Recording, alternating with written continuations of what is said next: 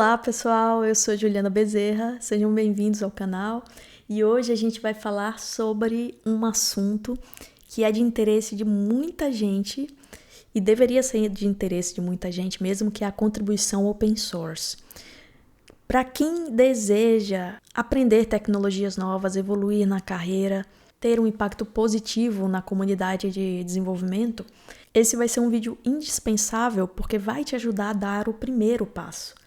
Então eu vou explicar aqui sobre esse processo de contribuição, como se tornar um contribuidor e vou mostrar na prática, selecionando um projeto que eu gosto bastante e que eu acredito que vocês também vão curtir, que eu vou mostrar ao longo do vídeo para a gente tentar fazer ali uma contribuição para o projeto.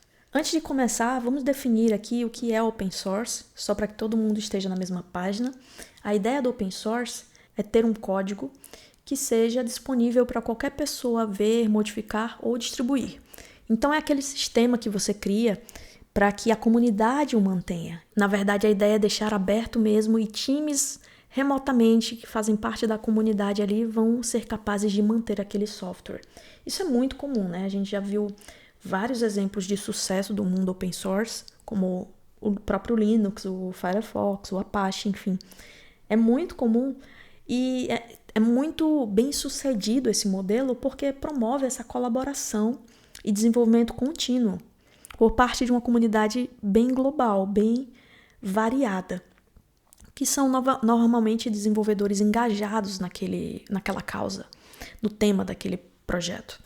Então, é um modelo muito sustentável e por isso vem crescendo bastante. Alguns dos benefícios que a gente pode citar sobre o modelo open source é a questão da transparência. A gente tem acesso ao código-fonte, por isso a gente tem até mais segurança do que a gente está rodando no nosso ambiente corporativo. Eu tenho uma comunidade enorme que, como eu falei, são desenvolvedores realmente engajados para contribuir e oferecer suporte. Eu tenho uma evolução rápida porque os bugs são corrigidos mais rapidamente, as próprias pessoas envolvidas ali naquele projeto, elas se voluntariam a corrigir bugs e adicionar novas funcionalidades que elas, inclusive, percebem como necessárias durante o seu dia a dia. Então, não é algo, por exemplo, ditado por um comitê.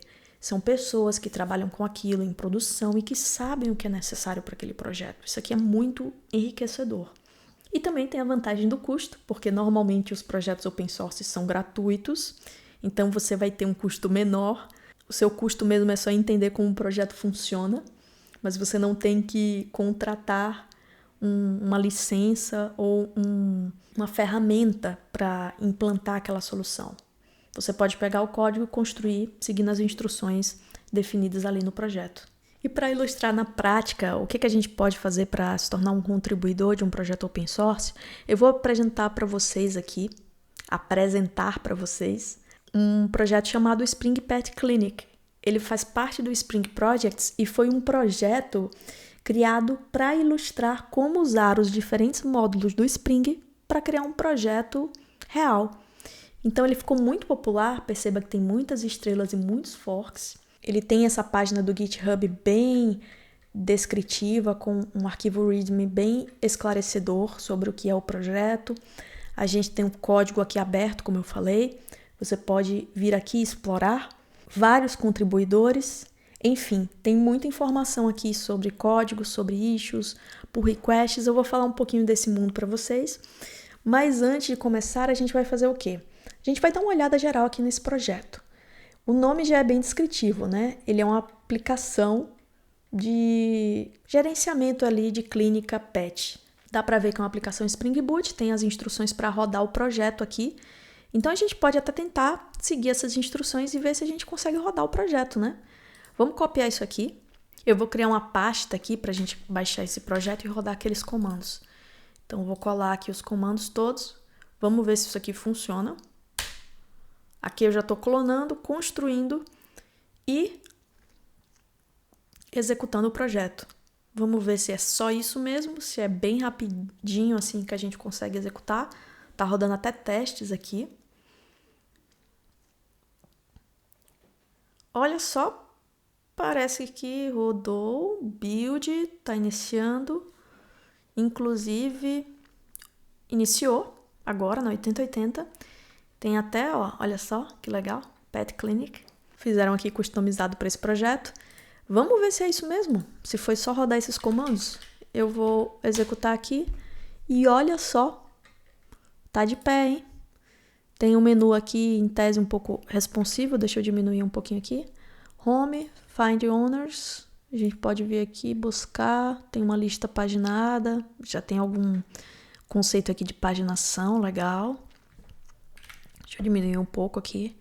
Veterinários, uma tabelinha aqui, então deve ter aqui um time leaf, alguma parte de front-end também nesse projeto, com chamada a serviços do Spring. Legal. A gente deve poder até conseguir cadastrar aqui, vamos ver aqui, ó. Juliana Bezerra, blá blá blá blá blá blá blá blá. Vamos ver se eu deixar alguma coisa em branco aqui, se ele reclama. Olha só, não deve estar em branco. Colocou até uma mensagenzinha aqui, bacaninha pra gente. Então vamos preencher aqui. Ó, tá validando até se é dígito ou não. Agora vai. Criei aqui. Legal, né? A aplicação tá rodando e realmente foi só seguir essas instruções e já apareceu tudo certinho para mim. Então perceba que quando um projeto ele é muito maduro para você contribuir, realmente o README fica atualizado, ele realmente executa com sucesso, o projeto executa sem maiores problemas. Realmente tudo funciona e é simples da gente entender. E claro, né, eu já conheço Spring e Java, então para mim é mais tranquilo entender mais ou menos o que é esse projeto. E esses comandos já me são bem familiares. Então beleza, a gente conseguiu aqui executar o projeto com o nosso ambiente de desenvolvimento. Basicamente seria necessário o Java para executar esse projeto e o Git para baixá-lo. Até aqui tudo bem. Mas a gente pode olhar agora mais a fundo o que tem aqui dentro desse projeto.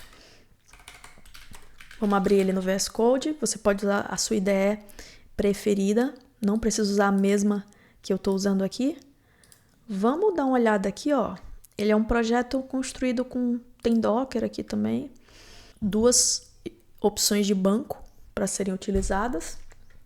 A gente também tem, ó, Maven e Gradle. Então daria para escolher. Eu preferi usar o Maven ali. Até porque é o comando que está listado aqui no README. Mas tem as 2 opções. E tem um projetinho aqui, ó.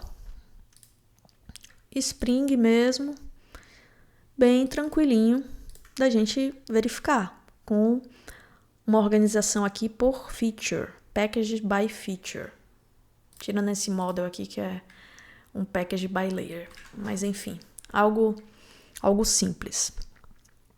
Também dá para usar container nesse projeto. E aqui ele fala da configuração do banco. A gente falou que inicialmente é usado o H2. Então, se eu entrasse aqui, eu teria o H2 console nesse endereço.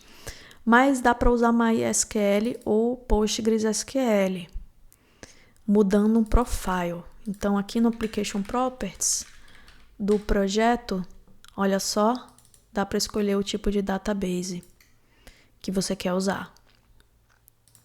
Legal. Então, tem algumas coisas bem flexíveis nesse projeto. Inclusive o Docker para subir os bancos. Também tem testes, então a gente pode ver aqui que dentro do pacote de testes a gente encontra tanto teste de unidade, certo? Como testes de integração, aqui em relação ao banco, aqui em relação a end-to-end, provavelmente. Pet Clinic. Pois é, isso mesmo. E aqui tem alguns pré-requisitos para trabalhar com o projeto. Então, você pode seguir a abordagem de abrir o projeto e dar uma olhada, ou você pode também, o que é recomendável, ler o README e verificar que ele já mostra algumas coisas. Por exemplo, ele diz que o projeto só funciona no Java 17 ou mais novo, que você precisa ter o Git que você precisa usar uma IDE. E aqui ele lista algumas. A gente está usando o VS Code no nosso caso. Aqui ele mostra os passos para abrir na IDE e desenvolver, tranquilo, e o endereço final aqui para acessar.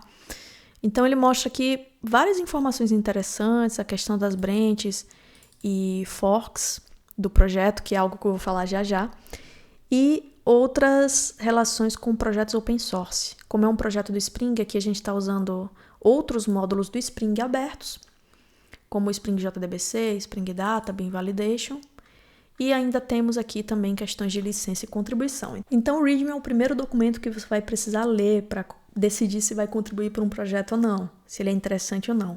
Eu acho esse projeto muito interessante para quem quer aprender Spring ou Java e deseja evoluir em algum módulo, em alguma feature que ele não domina ainda. Isso aqui é muito bom, é um método ótimo para aprender. Então, se esse é o seu caso, dá uma olhada nesse projeto porque eu acho que é legal, uma contribuição bacana. Uma vez que você decidiu contribuir para esse projeto, o que você vai fazer? Você vai primeiro criar um fork.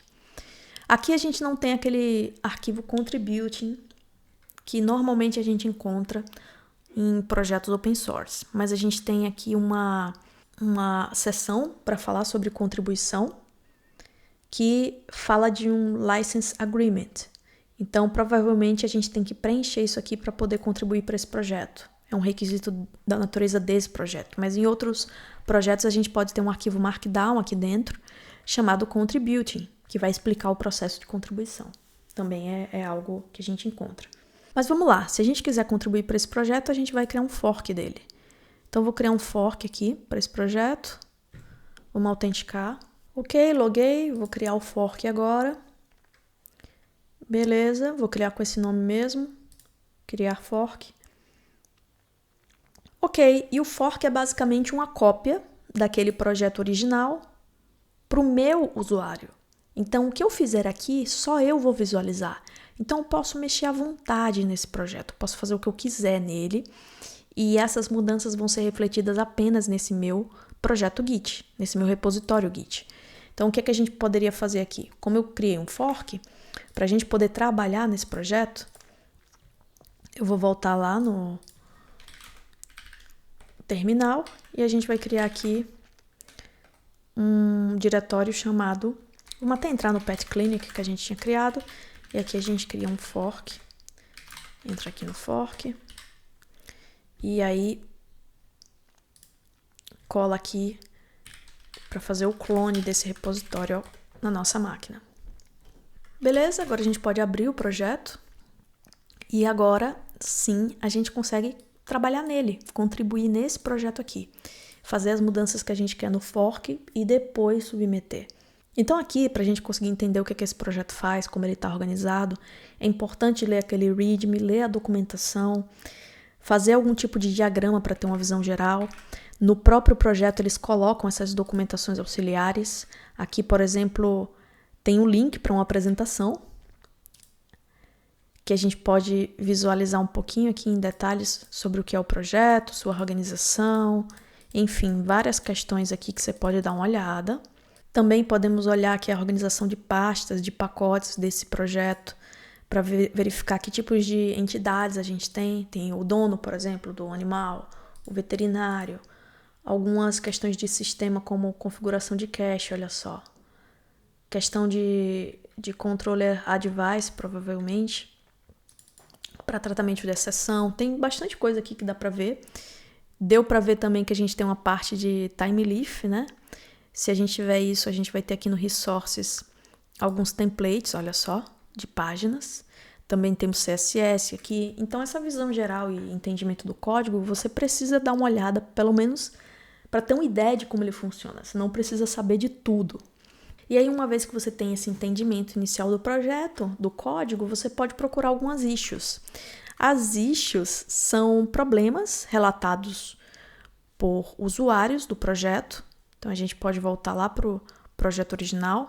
Olha só. Aqui tem uma aba Issues. E aí você pode encontrar issues que você pode ajudar contribuindo para resolvê-las. Então, temos 7 issues abertas aqui. E você tem tags, labels, que são atribuídos às issues. E olha só que legal. Quando você está começando a contribuir com o projeto, um label que é muito bacana é esse Ideal for Contribution.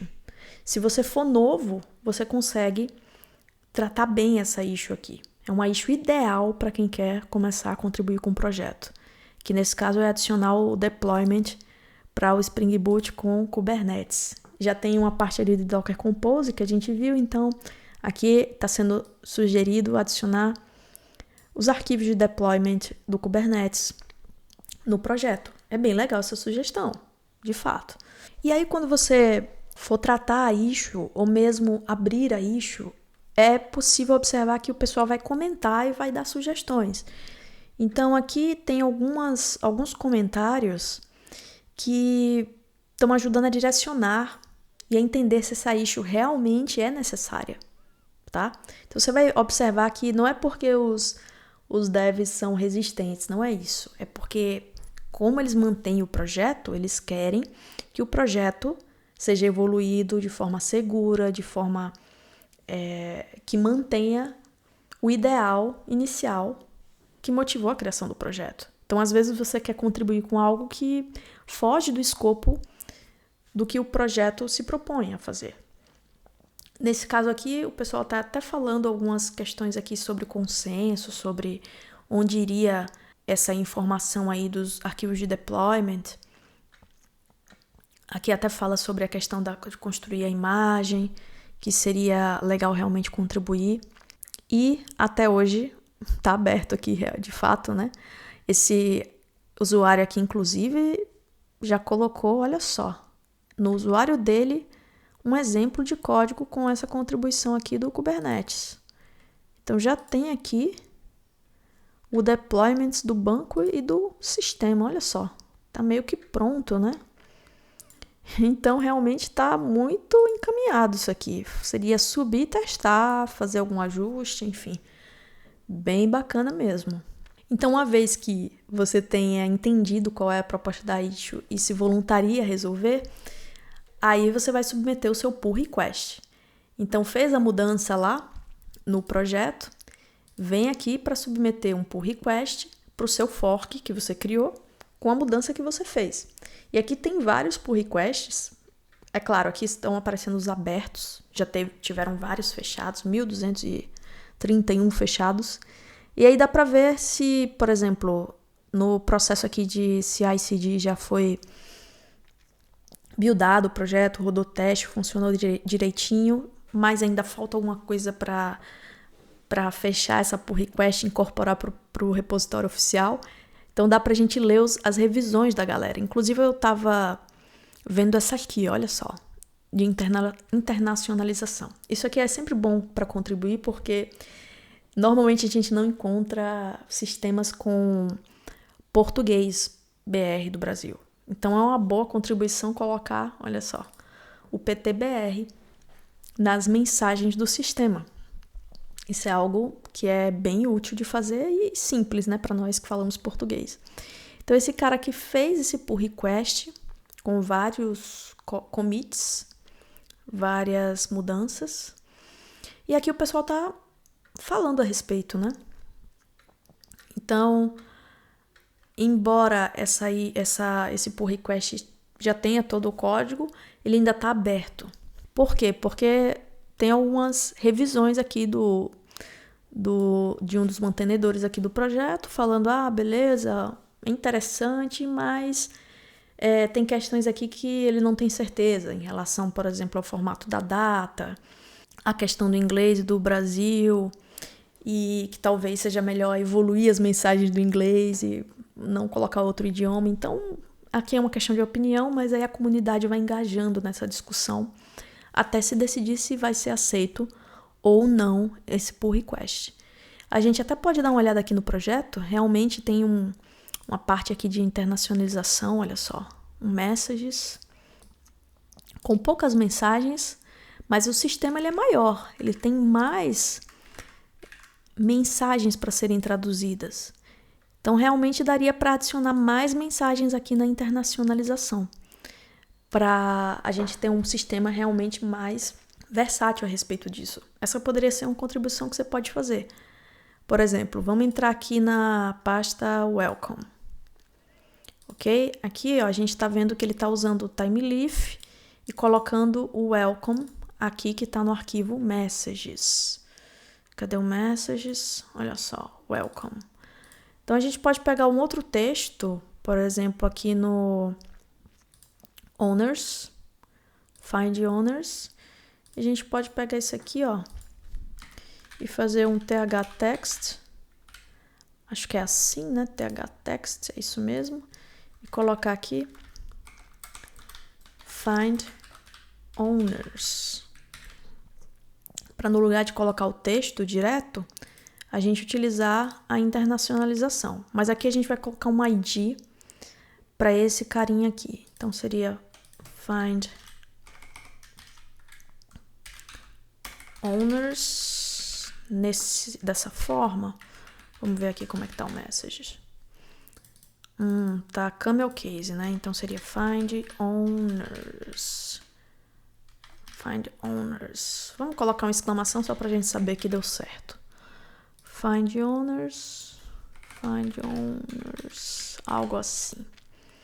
Então a gente conseguiria colocar outras mensagens que estão estáticas hoje e colocar aqui no messages para aumentar a flexibilidade a respeito da internacionalização do projeto. Da internacionalização do projeto. Palavrinha difícil. Vamos tentar subir esse projeto para ver se isso aqui funciona. Vou executar aqui o projeto. Não dá para executar porque provavelmente ele está se confundindo sobre o Gradle ou Maven. Então deixa eu fechar esse VS Code aqui. Vou abrir de novo. Vou abrir de novo. Olha só. Vou mandar ele usar o Maven.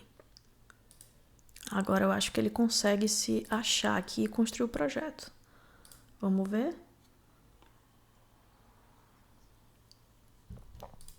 Agora foi. Vou rodar aqui o projeto. E a gente vai ver lá na janela de Find Owners, de busca de donos de pets, se a gente consegue ver a nossa mensagem internacionalizada aqui. Vamos lá. Localhost 80. Ok. Find Owners. Olha só. Funcionou, né? Então a gente já deu para entender como funciona a internacionalização desse projeto. E com esse conhecimento, a gente já é capaz de contribuir. Já podemos criar mais mensagens aqui, como foi sugerida lá na issue, para adicionar uma cobertura de linguagens maior para o inglês, no caso, e depois o pessoal estenderia para outros idiomas. No lugar de criar um idioma novo, a gente pode aumentar as mensagens que estão parametrizadas aqui. Então, é uma ótima contribuição. Se você também acompanhou até aqui, sugiro você fazer. Eu não vou fazer aqui, vou dar essa oportunidade para quem quiser contribuir para o projeto. Pode pegar essa dica que eu dei aqui e já ter a sua primeira contribuição. E aí vai ter todo aquele processo, né, de revisão e feedback que você vai precisar acompanhar e vai conversando com o pessoal para ajustar o teu pull request para ficar no melhor formato possível e agregar aqui para o projeto. É isso, pessoal. Esse foi o vídeo sobre contribuição open source. Essa experiência é uma experiência muito enriquecedora, faz a gente aprender bastante. Acho que vale muito a pena, principalmente se for num projeto que você tem interesse, que te empolgue e te faça se dedicar. E aí eu tenho certeza que vai dar tudo certo, que você vai curtir bastante a experiência e vai fazer a diferença, vai fazer um impacto legal aí na comunidade. Porque a gente sabe que muito do que a gente usa hoje é devido ao trabalho de pessoas voluntárias aí do mundo open source, que realmente fazem a diferença para melhor no nosso dia a dia como profissionais de TI. E melhor ainda quando a gente consegue também devolver um pouco disso que a gente recebe. Como sempre, eu espero te ver no próximo vídeo.